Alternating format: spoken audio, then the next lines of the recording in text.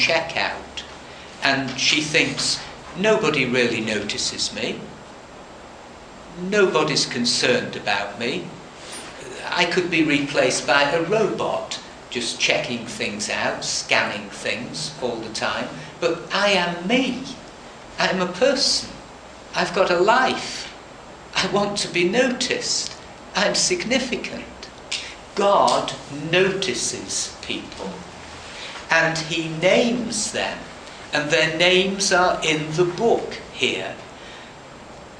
The scripture says, the righteous shall be in everlasting remembrance. God never forgets the faithful. And this chapter comes from the book of eternity. Here's a genealogy. Doesn't mean much to us, but it does to God. He notices what people do. They may not get in the newspapers or on the media in any way, but God notices, and he names them. A righteous man will be remembered forever, says the scripture. A righteous man will be remembered forever. Well, we then have the great prayer of Nehemiah, and this is in chapter 9. We had looked the other day at the public reading of scripture where Ezra reads it out and the people weep. That's in chapter 8. But here we are now in chapter 9 of Nehemiah.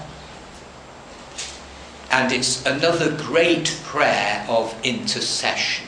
The three great intercessory prayers in the Old Testament: Ezra chapter 9, Daniel chapter 9, and Nehemiah chapter 9.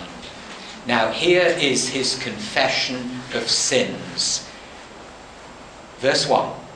On the 24th day of the same month, the Israelites gathered together, fasting and wearing sackcloth and having dust on their heads.